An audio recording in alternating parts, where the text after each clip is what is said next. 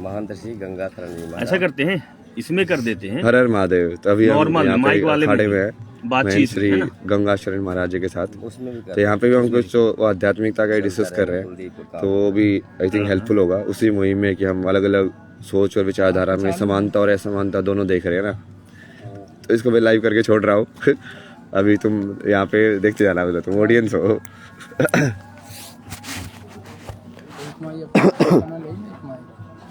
एक है चला तू।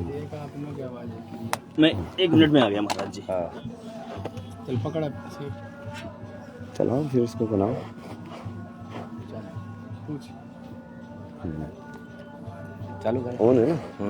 धीरे चल। जैसे महाराज जी आप जो है इस समय भारतवर्ष में क्या विश्व में आप फेमस हैं और नए जनरेशन के लिए बहुत बड़ा प्रेरणा के स्रोत हैं। जिस आधुनिकता में आज का जनरेशन जा रहा है शिक्षा के दिशा में, इसीलिए सब लोग विकृत हैं, विकार से ग्रसित है। बिल्कुल। भविष्य में आगे चल करके इस दिशा में क्या काम किया जा सकता है जिससे युवा पीढ़ी सनातन धर्म से युक्त होकर के और शिक्षा में सुधार हो सके। तो मेन 2 इसमें फैक्टर है। एक तो शिक्षा जैसे जैसे वो आत्मा और शरीर को डेवलप कर रही है ना, उसके हिसाब से होना चाहिए। जैसे शुरू में ब्रेन इतना डेवलप नहीं होता है 3 साल के अंदर बच्चे का, वो सिर्फ उसका इमोशनल डेवलपमेंट होता है। वो मतलब शब्दों को नहीं सुनता है। जब तुम शब्द भी बोल रहे हो तो उसको शब्द नहीं सुनाई देते हैं उसको सिर्फ उसकी वो एनर्जी सुनाई देती है। टेबल दो ऊपर वाले से कट बराबर में आ नहीं रहा। टेबल लो इधर दो, आप ऊपर बैठे, इसको ये चल रहा है। हाँ इसको चलने देना। वो एक हाथ पकड़ लेना, खुद चलता रहेगा। इधर आइए, इसमें ऐसे बैठो।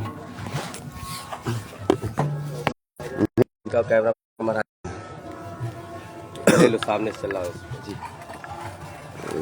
इसको भी यूनिवर्सिटी कर देते ना कैमरे को। हाँ यही साइड से ले लो आप ऐसे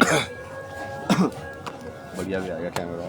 हाँ जैसे महाराज जी आप जो है काशी की पवित्र नगरी में रहते हैं, जो संसार का संहार और सारे संसार को बैलेंस करने की क्षमता रखता है। और आज का जो युवा है शिक्षा के दिशा में जिस शिक्षा से युक्त है वो बहुत बाधित और विकृत युक्त शिक्षा है।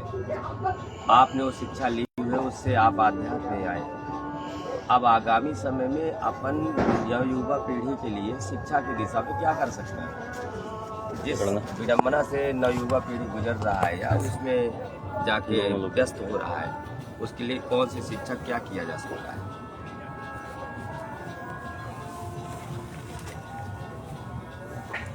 मेन तो जैसे मैंने पहले ही बोला था भैया कि खुद को जानना वो जरूरी है। तुम अपने तंत्र को नहीं समझोगे, जिस तंत्र या मशीन के अंदर तुम आए हो, आत्मा ने प्रवेश लिया है। जैसे वो आत्मा यदि कुत्ते के शरीर में जाएगी तो कुत्ते का तंत्र समझेगी ना कैसे कैसे काम करता है। बट तुमने अपना तंत्र, इंसान का तंत्र नहीं समझा पूरी तरीके से। तुम्हारी शिक्षा के अंदर तुमको सिर्फ बाहर वाली चीज़ें सिखाई गई, इसलिए उसकी वजह से ही सारी ये विकृतियाँ आ रही है। क्योंकि हम लाइक नशे में या बेहोशी में बहुत सारी चीज़ें कर रहे हैं, जिससे हमें समझ में नहीं आता कि हम ये मूवी देखेंगे तो इससे हमारे विचारों पे क्या प्रभाव पड़ेगा, यदि हम ऐसे बात करेंगे तो विचारों पे क्या प्रभाव पड़ेगा। नहीं, लेकिन जो तंत्र, जैसे आपने तंत्र शब्द युक्त किया, तो तंत्र शब्द का मतलब है ये तंत्र को समझेगा कैसे आज का जनरेशन? क्योंकि वो शिक्षा और इस विद्या से तो बहुत परे है वो। क्योंकि तंत्र जो समझना है, जैसे आपने कहा, और अपने को भी कुछ उस दिशा में नॉलेज है, तो तंत्र, जैसे तंत्र एक योगिक क्रिया भी होती है, तंत्र एक साधना भी होती है जिसमें मंत्र सिद्धि कर करके तंत्र के माध्यम से लोगों को चमत्कार दिखाते हैं या कोई भी शक्ति भेज करके उसको डिस्टर्ब करते हैं। तो तंत्र के कई प्रकार है ना, तो किस तंत्र की आप बात कर रहे हैं? मैं तो उस तंत्र की जो जैसे यूज होता है ना, लोक तंत्र, तो वहाँ पे तंत्र शब्द कैसे यूज होता है कि एक व्यवस्था, या जैसे हमारा शरीर भी एक व्यवस्था है, एक पर्टिकुलर टाइप से वो सेल्स या ऊर्जा बोल लो, वो उसको इकट्ठा किया गया है तो सारा शरीर चल रहा है एक बढ़िया तरीके से। एक व्यवस्था है ना, उस व्यवस्था को आप नहीं तो लोकतंत्र क्या है? सनातन है, जो सनातन की शिक्षा है या कि आध्यात्मिक शिक्षा है, तो क्या लोकतंत्र इसको पूरा कर सकता है? आपको ऐसा लगता है कि लोकतंत्र, जैसे लोकतंत्र का मतलब ये होगा कि चुनावी दौर? नहीं, आप उस शब्द को नहीं, वो समझो ना, जैसे लोकतंत्र किस चीज को बोलते हैं, सिस्टम बाय पीपल, तो तंत्र वहाँ पे सिस्टम के लिए यूज होता है। तंत्र का वैसे आप देखोगे तो सिंपल एग्जांपल है, जैसे ये जो मोबाइल है ये यंत्र है, ये मोबाइल जिस टेक्निक के ऊपर चल रहा है वो उसका तंत्र है, ये कैसे काम कर रहा है। ये बटन दबाओगे टॉर्च ऑन हो जाएगी, तो वैसे हमारा तंत्र है ना कि ये तुमने विचार डाला अंदर तो आंसू में आंसू आ गए, वो कैसे काम कर रहा है, वो अंदर से बाहर वो स्विच कैसे ऑन हो रहे हैं, तो उसको पूरा समझने की जरूरत है ना। वो समझ नहीं रहे लोग, इसलिए तो कभी कभी एक विचार अटक जाता है, उसको बंद करने का स्विच नहीं मिलता उनको, फिर पूछते कि मतलब शरीर के अंदर का जो तंत्र है जिसको योगी क्रिया कहते हैं, जब उसको समझेगा व्यक्ति। लेकिन इसके लिए तो बहुत आज का जो जनरेशन है, तो हमको तो नहीं लगता कि वो एक्टिव है इस चीज को समझने के लिए, या कि इस पे वो चल पाएगा। नहीं वो सब होगा ना धीरे धीरे। अभी जैसे आज के जो बहुत सारे लोग ऐसे जो मेरे से जुड़ रहे हैं, वो ऐसे ही तो जुड़ रहे हैं जो सही में समझना चाहते हैं। तो ऐसे लोगों को हम उनको मतलब उनको सिर्फ गाइडेंस की जरूरत है। जैसे कि तंत्र का, जैसे आपने तंत्र शब्द यूज किया, तंत्र में मैं थोड़ा सा बात करूंगा आपसे कि शरीर के अंदर ऐसी अनेक ऊर्जाएं हैं जो उस ऊर्जा को जागृत करने पर या व्यवस्थित रूप से उसको चालू कर दे अपन। जैसे मान लीजिए एक ऊर्जा हो गई पंच प्राण, अपान व्यान समान उदान, ऐसे करके पांच प्राण हो, प्राण भी किया ठीक है, में से पांच में से ही। क्योंकि जब मृत्यु होती है तो 24 घंटे तक वो आदमी के एक ही 2 प्राण डिस्टर्ब रहते, जिससे वो जीवित होने की चांस रहते हैं। ये अपनी वैदिक परंपरा बोल रही है, और तंत्र योग भी इस बात को मानता है। लेकिन तंत्र जैसे आपने कहा, तो वो उस ऊर्जा को जगाने के लिए अपने आप को, अपनी व्यवस्था को समझना पड़ेगा जनरेशन को। लेकिन वो जिस चीज को देखा ही नहीं है, वो उसको मानेगा कैसे?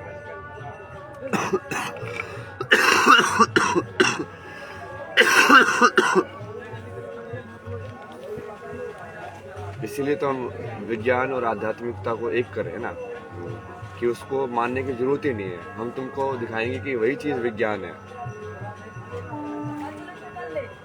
कि वही चीज से पूरा विज्ञान निकल के आया है सारा का सारा, तो वो फैक्ट है।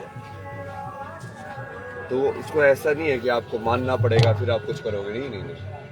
आप गणित को उठाओ, आप किसी भी विषय को उठाओ, आप जैसे ही समझोगे आप उसी सनातन सत्य के पास पहुंचोगे। लेकिन उसके लिए आज की जनरेशन को शिक्षा की जरूरत होगी, उस विषय में जानकारी। जैसे अब बच्चे, आज 3 साल का बच्चा हुआ नहीं, 10 किलो का वजन ढो के चलता है स्कूल, और इस चीज़ को समझने के लिए तो छोटे से उसके लिए उसको जागृत करना पड़ेगा तब तो। और आज के समय में ऐसी कोई स्कूल या विद्यालय या गुरुकुल नहीं है जहाँ पर ये चीज़ें सिखाई जाती हो, तो इसके जानकार भी बहुत कम मिलते हैं। तो पहले तो वो जानकार और जैसे उसका मैंने पूरा डाला हुआ है कि क्या क्या होना चाहिए गुरुकुल का, वो कैसे आए। तो सबसे पहले तो गुरु तैयार करने पड़ेंगे, क्योंकि गुरु ही कम है। तो गुरुकुल तो तभी बनेगा ना जब एक सिद्ध गुरु हो, उसके अराउंड वो बनेगा पूरा आश्रम। तो सबसे पहले तो सिद्ध गुरु तैयार करने या उनको फिर इकट्ठा करना, कि उन सबको जोड़ना, कि उनका एक वो रहे, सब आपस में अपना अलग अलग में ना रहे, जबकि उनका मकसद सबका एक ही है। अब वो जब हो जाएगा तो उसके बाद फिर तुम उसके अराउंड गुरुकुल या व्यवस्था उसकी दे सकते हो उसको, कि हाँ ठीक है, अब आप कितने लोगों को हैंडल कर सकते हो, कितने लोगों को सिखा सकते हो। सबका अपना अपना रहता है भाई, कि आपको छोटा रखना है, बड़ा करना है, जैसे है। और उससे ही वो गुरुकुल क्या करेगा, क्योंकि गुरुकुल जो है हमेशा रूरल एरियाज में होते हैं, तो ये सिटी वाली प्रॉब्लम भी सोल्व हो जाएगी, कि तुमको शिक्षा के लिए शहरों में जाना है, ये सब जाना है, ये जो माइग्रेशन हो रहा है, वो सारे इश्यूज सोल्व हो जाएंगे उससे भाई। तो वो पूरा का पूरा आप जो बोले ना अभी सिखाया नहीं जा रहा, तो वही था ना, वो सिखाएंगे ना उसको पूरा। वैसे सिलेबस वगैरह भी मैं रेडी कर रहा हूँ ना, कि एग्जैक्टली क्या क्या होगा सिखाने के लिए। अब देखिए, दूसरी समस्या अपने देश में, सनातन धर्म हिंदू समाज में सबसे बड़ी समस्या ये है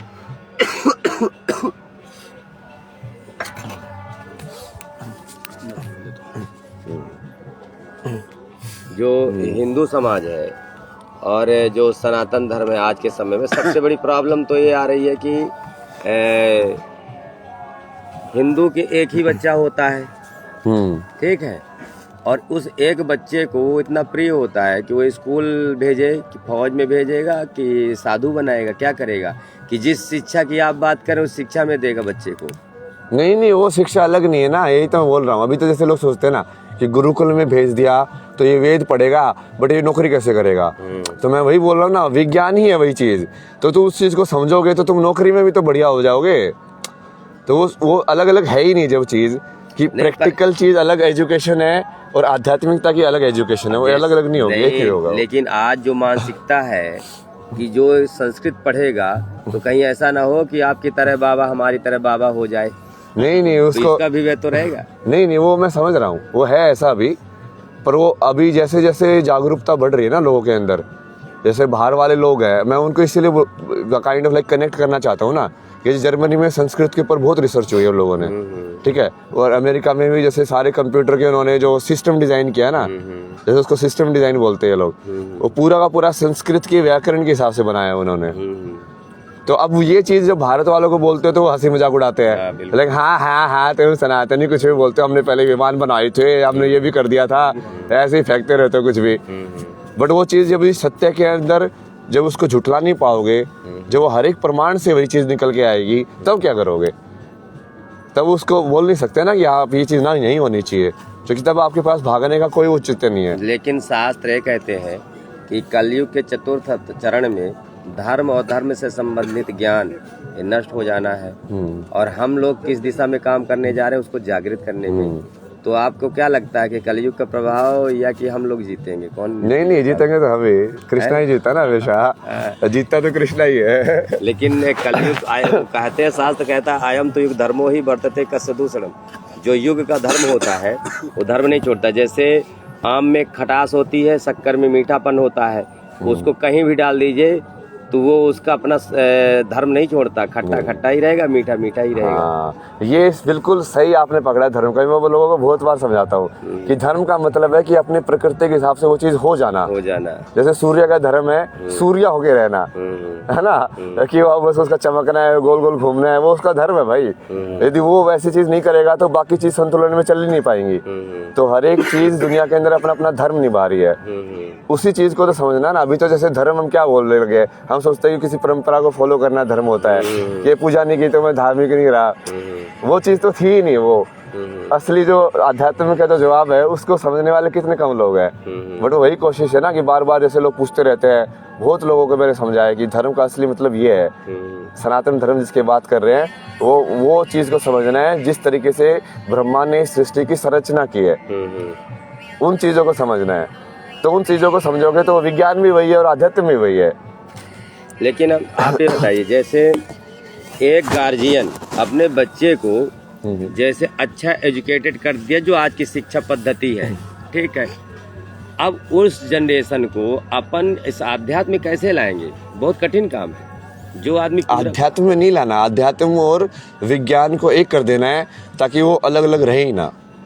लेकिन जो पीछे युवा उस चीज को पढ़ चुका है तो वो कैसे उससे वंचित हो पाएगा? उसको कनेक्ट करा देंगे कि तू अभी तक ये पढ़ा है, देख इससे आगे आगे यदि इसको ऐसे ऐसे कनेक्ट करेगा तो तेरा भी यही आध्यात्म वाला वो बात जो तूने पढ़ी है वो सेम ही है।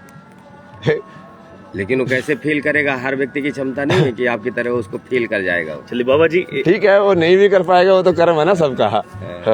कुछ पूछ रहे हैं? पूछ अब ये रहे कि हमारा सौभाग्य है कि दो महाराज, दो गुरु हमारे साथ बैठे हुए हैं, और हम इस समय प्रयागराज में है, जो महाकुंभ का आगाज हो चुका है।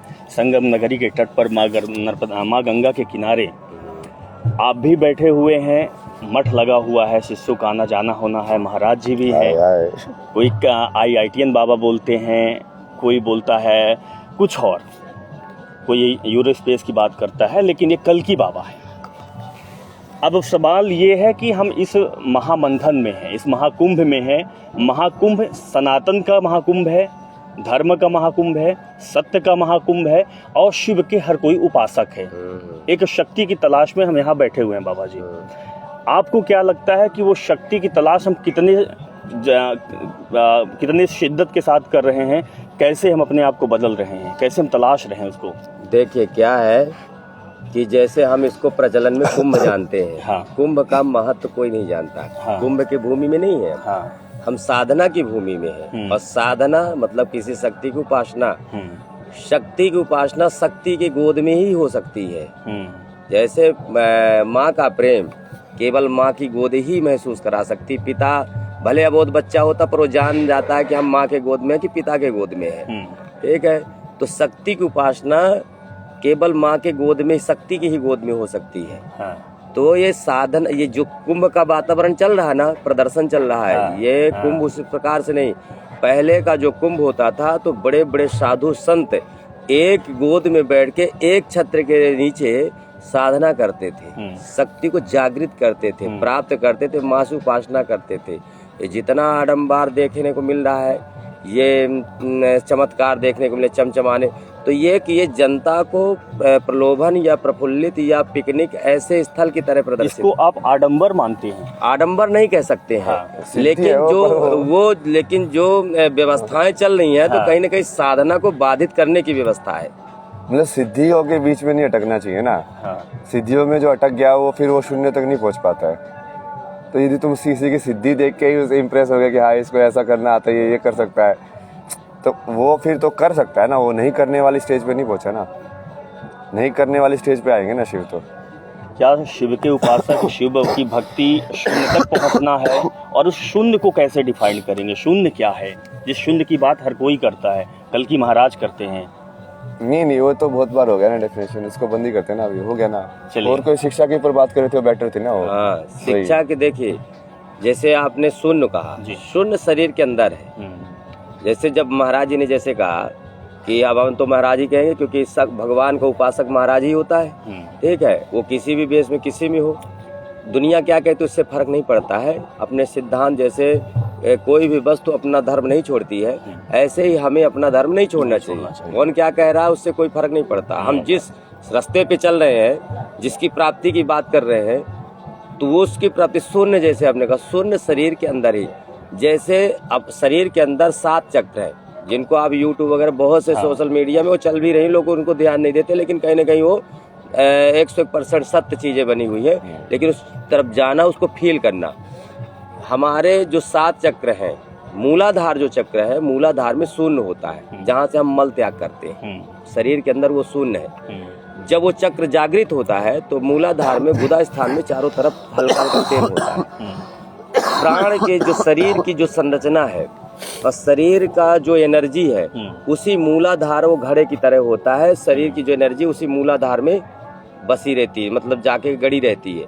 जब हम किसी तंत्र की, जैसे महाराज ने कहा तंत्र की व्यवस्था, तो तंत्र शरीर में, क्योंकि उन्होंने फील किया है उस चीज को, तो लोगों को जब बताएंगे, जो जानता नहीं तो इसका कहेगा पागल है। इसलिए क्योंकि उससे बहुत दूर की चीज है, बहुत दूर की चीज है, उस चीज को जाना, उस जगह पे जाना, ठीक है। और हकीकत में जब हम परमात्मा को या अपने आप की खोज में जाते हैं, तो संसार की नज़र में हम पागल ही होते हैं, क्योंकि संसार के काम के या संसार की आवश्यकता अनुसार हम नहीं है, तो हम पागल ही होते हैं। हमको पागल कहा जा सकता है, नशेड़ी कहा जा सकता है, और वो क्या नाम, उसको कमचोर कहा जा सकता है, तरह तरह की उपाधियाँ दी जा सकती है, और देते भी हैं लोग। लेकिन हम उस शक्ति की बात कर रहे हैं, या आप उस शक्ति की खोज में हैं, जिस शक्ति को खोजने के बाद हम शून्य में पहुंच जाएंगे, मूलाधार। लेकिन जो मलाशय हो गया और मूत्रेंद्रिय हो गई, ये जो 2 इंद्रिय, उसी के बीच में प्राण होता है, और 2 चीजें जागृत रहती है। वो सारे शरीर के तंत्र को, सारे शरीर की एनर्जी को अपने उसमें घड़े में, शरीर की 2 प्रक्रिया होती है एनर्जी, एक चलती है पैर के अंगूठे से ऊपर की ओर, और एक एनर्जी होती नाभि के नीचे से नीचे की ओर।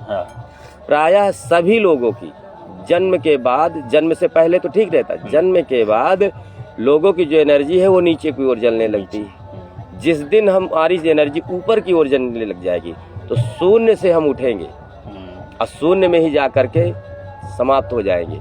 और जिस दिन हम शून्य में जा करके समाप्त हो जाएंगे, उसी दिन परमात्मा की, शिव की, जिसकी हम आराधना करें, उसकी प्राप्ति हो जाएगी। महाकुंभ में जो आते हैं तो सोचते हैं कि भगवान के दर्शन होंगे, जगह जगह भगवान है। वो भगवान, उनको बताइए, वो भगवान क्या एक वाइब्स हैं, एक तरंगे हैं, एक विचारधारा है, जिसको हम भगवान बोलते हैं? देखिए, सारे सब लोग एक शरीर था, सारी शक्तियां हम लोगों के, हर जीव के अंदर है, ब्रह्म है, ठीक है, वो शक्ति विद्यमान है। जैसे महाराज ने पूर्व में कहा था ना कि हमारा जो प्राण है, यदि कुत्ते के शरीर में होगा तो कुत्ते के तंत्र को समझेगा, सर्प के शरीर में है तो सर्प के तंत्र को समझेगा, हम मनुष्य हैं तो मनुष्य के तंत्र को समझेंगे। वो तो समझने की बात है कि हम उसको समझते क्या है। हम कह देंगे कि नहीं वो शक्ति है, या कि इंसान है, या कि कोई वस्तु है, तो हर व्यक्ति थोड़ी मानेगा। वो हमारी समझ के अनुसार है कि हम उसको शक्ति मान लें, ब्रह्म मान लें, शिव मान लें, कृष्ण मान लें, राम मान लें, वो हमारी समझ और पसंद के ऊपर है। बाबा जी कुछ आपकी जिज्ञासा जो महाराज से आप पूछना चाहते हैं? नहीं ये सही था, ये शिक्षा के ऊपर ही हम बात कर रहे देखिए थे। अपन जो मेन जो बातचीत थी, देखिए कोई प्रचार अभी प्रसार का ज्यादा माध्यम करना भी नहीं नहीं है ना, तबीयत भी खराब तो होती है ना अपन मेरी। दिन का भी समय हो जा- ये इंटरव्यू हो जाते हैं ना जो कि इस तरीके से फिर वो तो ज्यादातर जो नई जनरेशन है, हाँ। नई जनरेशन को जब अपन शिक्षा देंगे, क्योंकि मैं भी उस दिशा पे काम कर रहा हूँ, तो नई जनरेशन को हम शिक्षा कैसे देंगे इस विद्या को, जो हमारी इस विद्या जिसमें हम लोग डूबे हुए हैं या उसकी खोज में चल रहे हैं, क्योंकि समाज का बहुत कम मात्रा के लोग इस दिशा पे है, ठीक है। बहुत अधिक मात्रा में लोग उस जीवन को जी रहे हैं जिस जीवन में उनको लास्ट में कुछ हासिल ही नहीं होना है। बिल्कुल क्या सत्य बात है, बहुत बड़ी बात है। तो आज जो जनरेशन है उसको हम शिक्षा के इस दिशा में कैसे लाएंगे, हम महाराज जी से प्रश्न कर रहे हैं। नहीं काफी विस्तृत बात की ना वो शिक्षा वाली भी, कि उसको समझना ये सब करना, वही है वो प्रैक्टिकल में करने वाली चीज जो है ना उस पर ज्यादा फोकस करना है अभी, कि होगा कैसे, बस वही मैं जानना चाहता हूँ। वही वो उसका जैसे बहुत सारी चीजें है ना उसके बारे में बात करना तो ठीक है, बहुत सारे लोग बातें करते हैं वही, उसको प्रैक्टिकली जमीन में कैसे उतारेंगे, क्योंकि उसके लिए काफी चीजें करनी पड़ती है ना, वो बहुत सारी माया में आपको इतना अंदर ही अंदर घुसना ही पड़ेगा कि वही कि जहाँ पे आपको वही कैसे लगे ना, आपने बोला था ना जितनी जल्दी तुम ईश्वर की तरफ भाग रहे हो उतना ज्यादा माया आती है, आती है। तो अभी जैसे जैसे मेरी साधना और तीव्र होती जा रही है वैसे वैसे वो माया भी उतनी तीव्र होती जा रही है, बट उसका भी वही शून्य बना के रखना और फिर आगे करना, काम तो हो ही जाएगा। ये जो महादेव करा रहे हैं तो काम तो होना ही है, ये तो मान के ही चलो। अब वो कैसे कैसे होना है वो बस स्टेप वाइज देखना है, क्योंकि जो सत्य है उसको बाहर आने से तो कोई रोक नहीं सकता। कैसे रोकोगे, वो सत्य है।